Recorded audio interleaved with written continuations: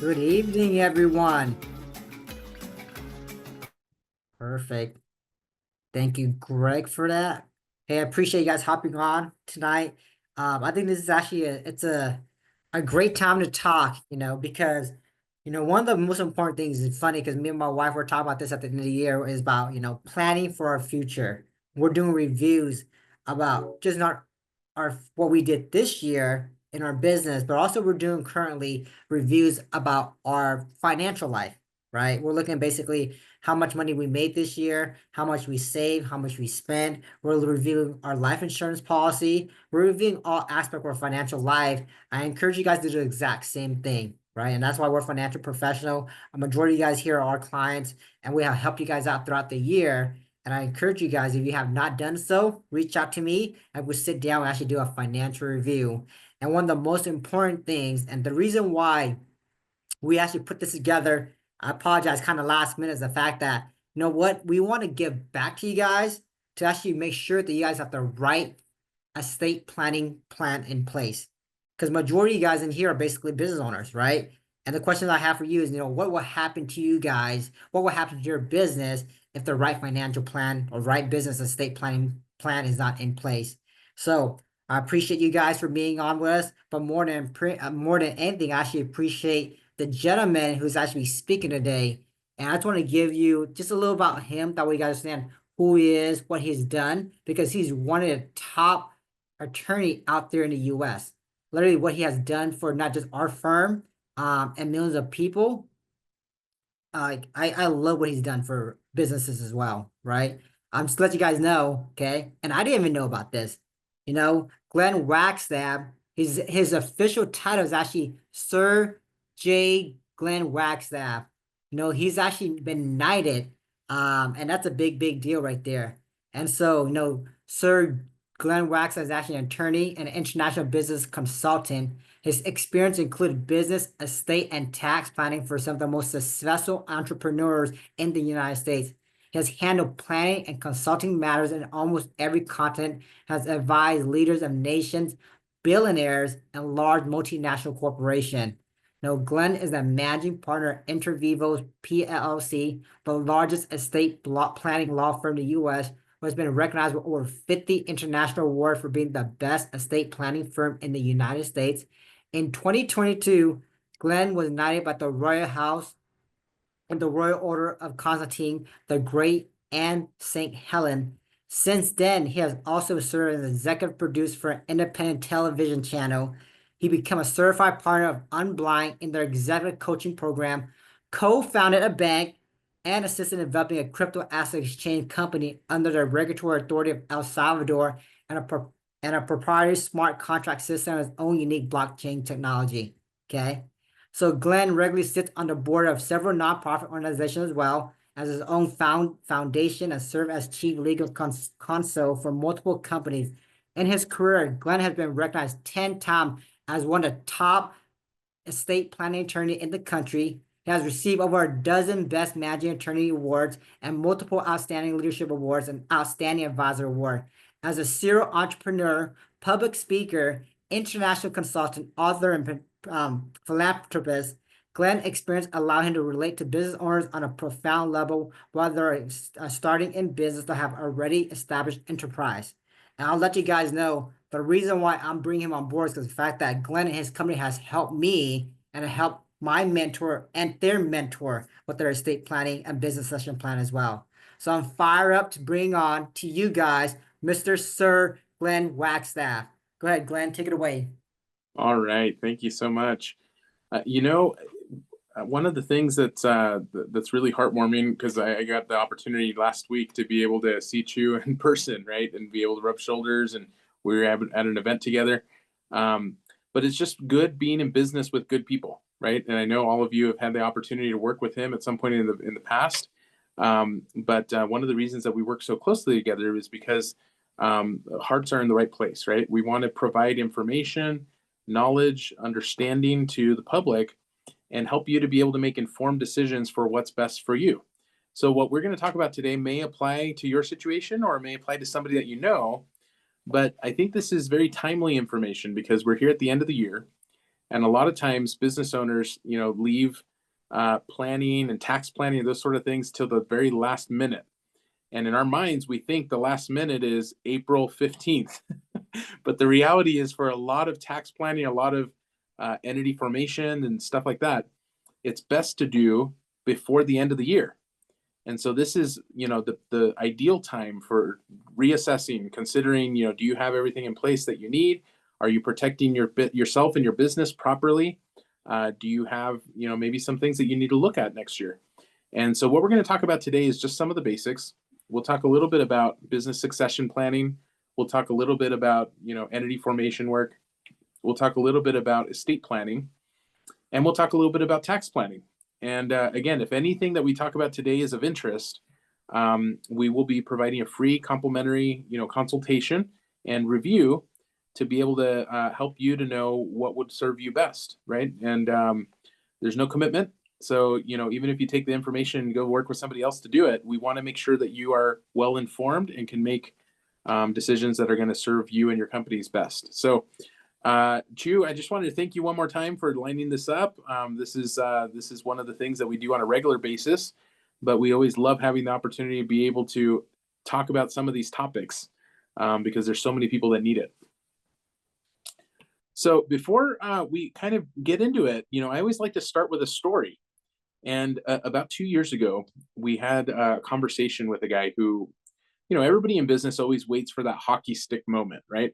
Where business is going all right, but at some point, we want to hit critical mass, and then everything starts just flowing, and the revenues and everything, just hockey sticks, right? And so every business is looking for that. We talked to a business owner, and we talked to him about estate planning and business succession planning, and he said, this is super important. This is super valuable. Our business has finally gotten to that moment where we're just exploding, and we're looking at potentially selling in the next couple of years. And we said, well, that's great. And he said, I know this is important, but I've been in a divorce for 2.5 years. I'm almost done with it, right? I'm going to get full custody of the kids. I just have a lot going on. We're looking at potential buyers. Can we talk in 6 months? And I said, well, yeah, we can talk in 6 months. So unfortunately, 4.5 months later, he had a massive stroke, ends up passing away. And, family ended up living a nightmare, right? Because the last person he wanted to be in charge of his kids was his ex-wife. Who ended up with the kids? The ex-wife, right? Because he didn't have a plan. What happened with the business? Well, they had finally gotten a buyer, and they were going to be selling their business for several millions of dollars. And then unfortunately, the ex-wife didn't want to sell, and she thought that they should be getting more. And so she torpedoed the sale. They ended up losing that opportunity, right? Who ended up with the home? The ex-wife. Who ended up with all the savings? The ex-wife. The life insurance money was left to his kids, but his kids were minors. So who was in control of it? His ex-wife. And we got a phone call from his probate attorney about, about 10 months after he passed away. And they asked us if there was anything that we knew that he owned that he, hadn't disclosed. And we said no. And they said, well, if he did have anything, it's already spent. It's already gone. In other words, in 10 months, there's a multi-million-dollar estate, business, all kinds of different assets, and it was all gone in less than 10 months. And that's what happens when there's not a proper plan, right? So I think what we're going to talk about today is hopefully valuable, because most business owners don't know how to answer the question that you posed earlier, which is, what would happen to your business if something happened to you, right? And how many business owners have a plan for what would happen to their business if something happened to them? And that might be that you pass away, but it could be something different, right? It could be that you become incapacitated or disabled, and you just can't work in the business. It could be that we had somebody that got stuck outside the country during COVID, right? It was at the beginning stages of COVID. He was traveling in Asia, and he had a layover in China, and unfortunately, it was like during that time that that they didn't want people traveling, and he was in the middle of selling his business, but he got stuck there for 2 weeks, and he was supposed to be finalizing the sale, and nobody had authority to act on his behalf, right? So everything stopped, and then they almost lost the sale because of that, right? So it could be a variety of different things. But the point is, most business owners don't have things in place. So the first thing that we want to talk about is business succession planning. And what does it mean to have a business succession plan? Well, in essence, business succession planning is, your exit strategy, right? And there may be a variety of different reasons that you would need or want an exit strategy. But one of the reasons is going to be these risks down here at the bottom, right? If you pass away, if you're traveling and get stuck somewhere, if you have legal problems, if you have an emergency, a medical emergency, or maybe you become incarcerated for some reason. We had a client of ours who was a business coach, and he was working with lots of different clients, and he got accused of a crime. He had to serve some jail time, and it was completely unrelated to his business. But his wife had 4 kids at home, right? And one of them was going to college, and the 3 younger ones were still in high school and middle school. And she has to pay the bills. She has to take care of things, but she didn't have access to the business account. And all of a sudden, she couldn't, have access to any of the money because he didn't have access to it, right? And so we had to actually go and meet with him in jail and have him sign a power of attorney. So, when we do business succession planning, we talk about the 5 Ds of business succession planning. And the 5 Ds are death, disability, dementia. We say dementia, but it could be incapacity of any kind, right? Divorce or dissolution. So if one of those things happen, the question is, what would happen to your business? And unfortunately, most business owners don't have a plan in place, but it can be addressed in one of 3 different ways. You can either have a standalone business succession plan, like a buy-sell agreement, right? That would say, okay, if something happens to me, this is what I want to have happen with my business. Here's who's going to run it. Here's who's going to take over. Here's who's going to buy it or whatever, right? Or you can have it in your corporate documents. And by the way, we had a situation where we had one of the spouses, right, of a business owner, had something happen, just a massive, medical situation come up. And he didn't want the wife to get involved with the business because his business partner didn't get along with the wife, right? And so one of the things that we could build into their corporate documents was a restriction saying that your spouse or your ex-spouse cannot actually participate in the management of the business. So that's how we were able to preserve the relationship when he had a problem come up, that the business partner didn't have to answer to the spouse, right? Because they didn't get along. And as bad as divorces can be, just imagine if you have to be in business with your partner's spouse, right? That might be even worse. So that's one of the things that we look at. And then finally, dissolution. What happens if you want to go separate ways with your business partners? Well, there needs to be something that's spelled out in writing when heads are calm and clear before there's problems, right? And so that can be built into your corporate documents, into a standalone document like a buy-sell agreement, or into your estate planning documents like a will or a trust. And when we talk about this type of planning, everybody thinks, well, this wouldn't happen to me. But the problem is, if you're a business owner,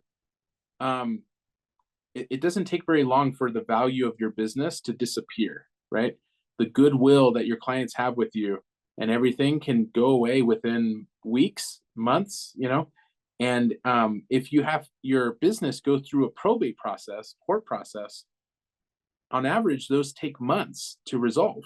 So just imagine that nobody can make payroll for a few weeks or a few months, or that nobody could work with vendors, make sure that suppliers get paid, or make sure that the doors get open and the business can operate in any significant way. If nobody's able to do that because they're restricted by a court process, the business could disappear and all the value could disappear overnight.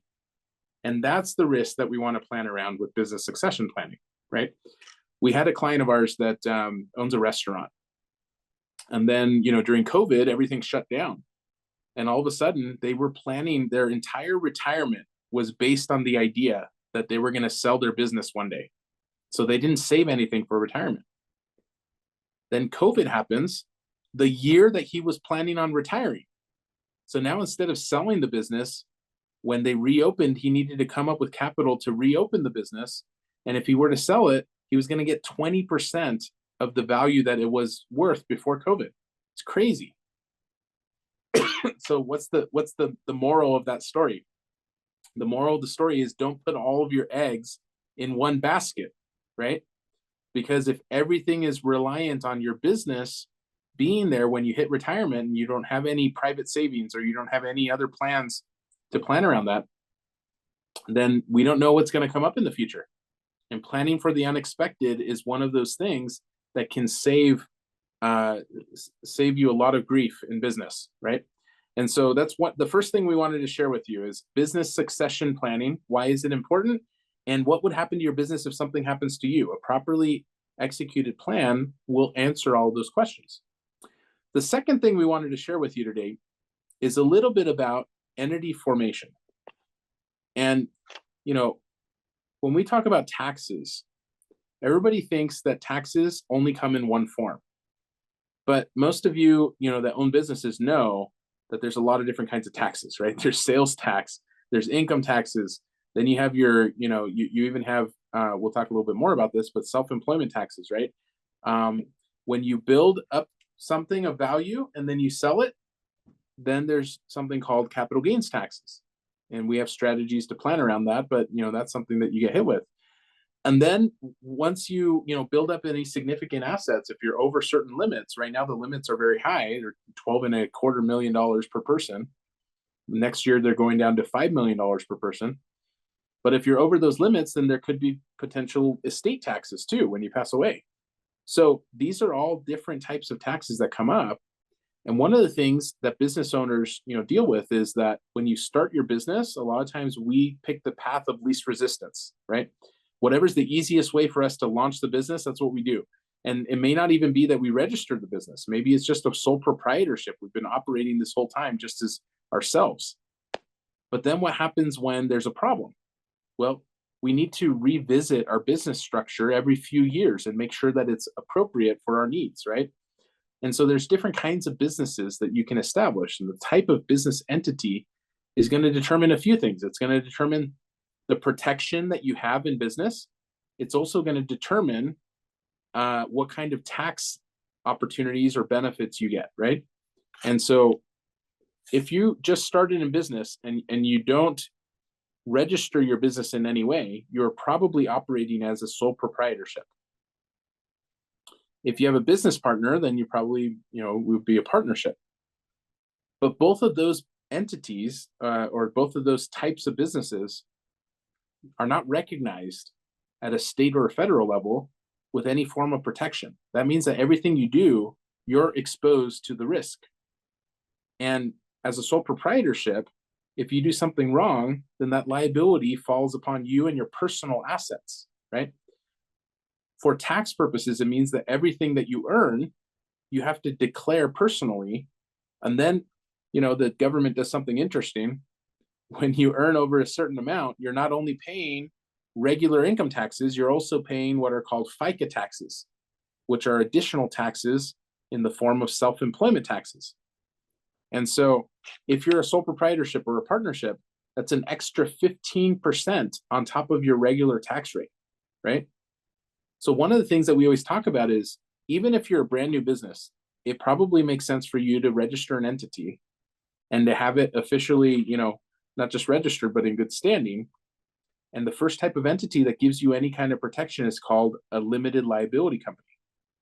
The nice thing about a limited liability company is that it not only is easy to maintain, but it also has the most flexibility of any type of business. So as an LLC, you get to choose whether you're going to be taxed as a partnership or whether you're going to get taxed as a corporation. You actually get the choice, which is cool, right? Because then you have the flexibility of moderating how you're going to do your tax planning for the year based on how you choose your taxes to be declared. See, the LLC is only recognized at a state level, and at a federal level, you get to declare whether it's treated as a partnership or as a corporation. And what would be the advantages of each one? Well, if you're treated as a partnership, that means that you're still going to have to pay those self-employment taxes. But if you're treated as a corporation, you can pay yourself a reasonable salary. And then on that salary, they're going to pull out a certain amount for FICA taxes, right? But everything above that salary, you don't have any FICA taxes. So you get away from the self-employment tax, right? And that could save substantial amount of money. We sat down with somebody who owned a barber shop. Pretty simple, straightforward. They, it was just them. They didn't have any other, barbers that work for them. And they made like 70,000 a year. That was it, right? And so pretty straightforward. But he said, that he felt like he was paying too much in taxes. He didn't have very many deductions, and his wife and him were, the only ones in the household. They don't have any kids. And so when we sat down with him, we went through a tax assessment just by switching how he was going to be taxed from partnership to S corp taxation. We saved him over $7,000 a year. That's pretty substantial, right? I mean, that could be the difference between having a retirement or not having a retirement. It could be the difference between sending kids to college or not sending kids to college, right? And so that was a very easy, simple change, and it made a big difference, right? And then we've sat down with companies that grow to the point where maybe an S corporation is still too small of a structure for them. They have too much tax, even in an S corporation. And then, we can help them transition into a C corporation. Well, a lot of times people are scared of the C corporation because they think that means double taxation. Anybody heard that before? Double taxation? So double taxation is, the result of, or at least people, see it as the result of paying the tax at the corporate level. And then when it distributes out to you personally, you have to declare it at the individual level also. But the thing is that C corporations are unique because you can do something called fringe benefit planning. You can't do it in any other kind of entity, but that fringe benefit planning allows you to bypass the double taxation. If you don't have the double taxation, then you end up in a lower tax rate. So 2 years ago, there was an article about Elon Musk, and they were talking about how Elon Musk's effective tax rate is like 5%. And or 15%, something like that. It was like some really small amount. And so they were asking, how does he do it? How does Elon get away with not paying any taxes and the rest of us have to pay, 30%, 40%, whatever it is, right? And he says, well, I have a C corporation and I don't need the money, so I leave it in the corporation. I pay the corporate tax rate and I don't pay anything else, right? And then if he were to ever cash out, that's when he would have to declare it, right? You can't do that with other types of businesses, but you can with C corporations. So once you grow big enough, it might make sense to be a C corporation. So if you haven't reviewed your business structure in a while, that might be something to revisit, right? How are you properly structured as a business? Are you protecting yourself from liability? We sat down with a restaurant owner, and one of the things we looked at was, their liability. He has staff. He had 3 catering trucks. He had 2 locations. He shared staff between locations. And then he had some personal real estate holdings and everything. But he put everything in one business. And we're like, wow, this is not good because everything's sharing liability, right? So what we did was we restructured things for him to separate out the staff so that he could share them between locations without problems. And if there was a sexual harassment claim or some, employment lawsuit, it wouldn't affect everything, right? If somebody slips and falls in one of his locations, it's not going to affect everything because we separated that out, the real estate, right? If maybe one of his employees or somebody's driving a catering truck and they hit somebody, it's not going to affect everything and shut down all of his restaurants, right? Because we separated it out into its own entity. And so separating out liability and setting up these different structures oftentimes can be very beneficial. It can also be beneficial for tax reasons because when the income gets shifted to the right places, sometimes you can lower the tax liability overall. And one of the things that a lot of business owners don't know, by the way, the statistic is 82% of business owners pay too much in taxes. And a lot of times business owners feel like they're paying too much, but they don't know why, right? Maybe you even have a good CPA, but you just feel like you're paying too much. What's the difference? The difference is that most CPAs do not do what we call proactive tax planning. And if you sit down with your CPA in April All they can do is save you money based on what you already did. So what you did last year, whatever you did, right, good or bad, that's what gives them their menu to choose from when they help you to save money on your tax declaration. But what if you could sit down ahead of time and you could craft your menu? Then when you go to your CPA, they have different choices. They can save you more money because you did different things. That makes sense?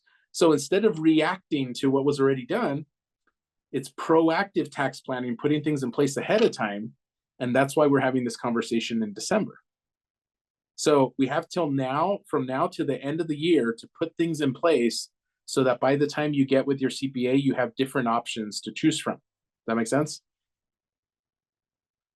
So if you haven't reviewed your corporate or your business taxes in a while, that might be something that we can review for you. So we've talked about business succession planning. We've talked about tax planning. We've talked about asset protection planning. The last one that we'll just touch on briefly is incapacity and estate planning. If you don't have powers of attorney, if you don't have a will or a trust in place, then you could be at risk of everything ending up in the court system. And it can take a long time, and it can be expensive, and it could cause a lot of stress and problems on the family. So most people want to avoid that, right? And so if you haven't reviewed your estate plan, that's another thing that we look at. When we sit down and do an advanced planning meeting, so I know Chu, covers a lot of things on the financial planning side, right? But on the advanced planning side, these are the 6 areas that we would look at. And we would come up with recommendations and then let you know what would best serve you. And if any of this is of interest, there's no cost for us to sit down and look at it. And then you can decide if it makes sense to implement it. I want to share one last story, and then we'll open it up for some questions.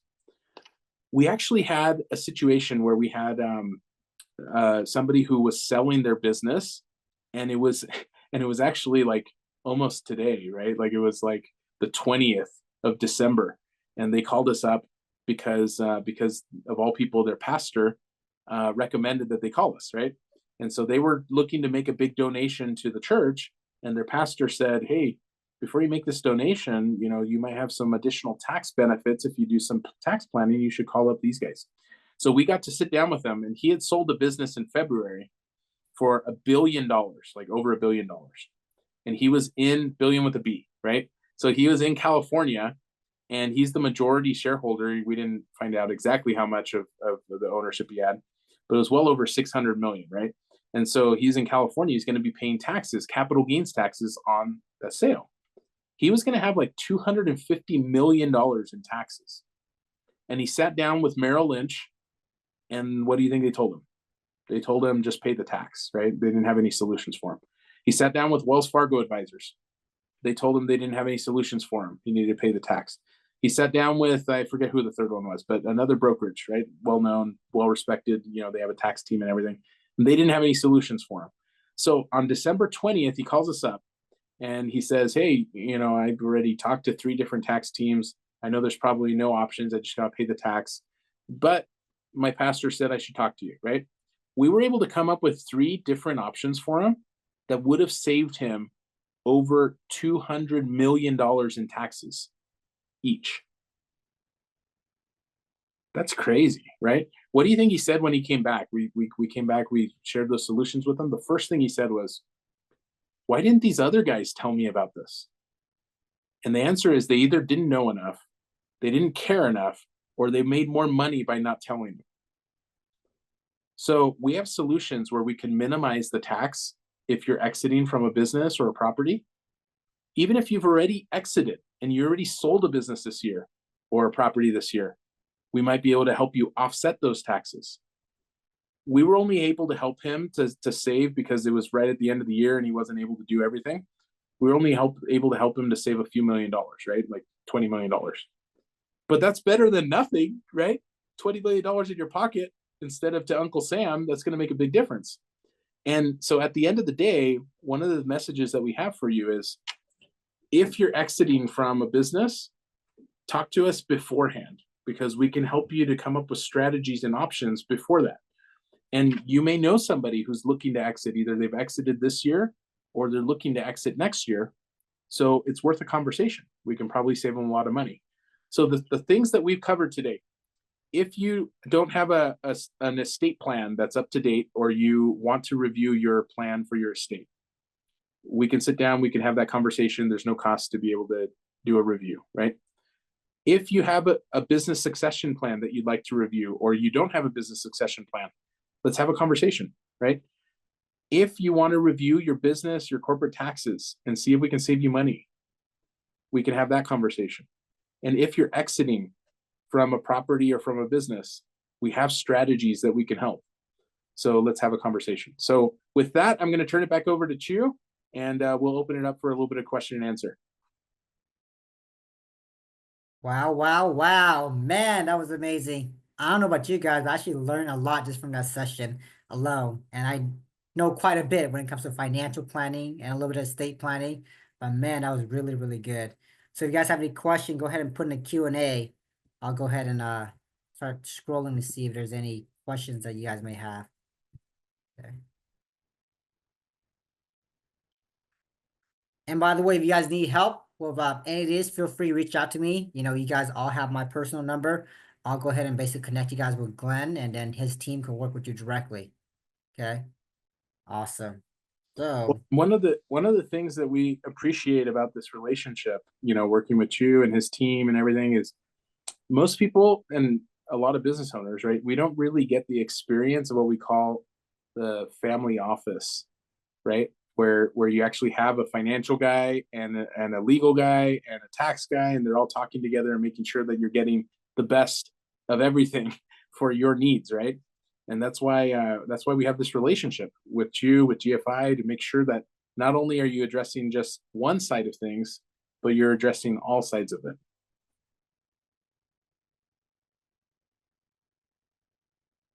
It looks like we did get a question. What does the free consultation entail? What we would do is we would actually get an idea of where you're at. How's the business operating? What are the numbers? All the financials and all that. And then we'll go through a review to see if we can optimize or improve your situation in terms of taxes, or in terms of protection, or in terms of, what needs to be done. We come back with those recommendations. And then if you wanted to move forward with it, you would know what the costs would be. And if not, then you would have that report that you could come back to whenever you needed to. perfect. Thank you. All right. So I don't think we have any more questions unless I'm missing something. But Glenn, appreciate you taking your time today to go over this. I will go ahead and make a copy of this for in case you guys need to review it again. We'll make sure to get you guys a copy of this.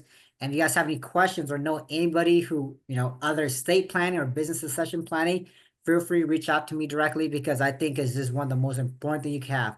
Because a lot of people, when it comes to planning, right, financial planning especially, they have a great offensive game, but one of the things that they forget to have is a great defensive game. And life insurance and estate planning is one of the most important defensive games out there. Okay, guys? So you guys want to win your personal financial championship? Well, have a great offense, and also make sure you're backed up by having a great defense as well. So appreciate you, Glenn, and we'll see you guys later, all right? All right. Have a great holiday if we don't talk before then. Thank you. You too.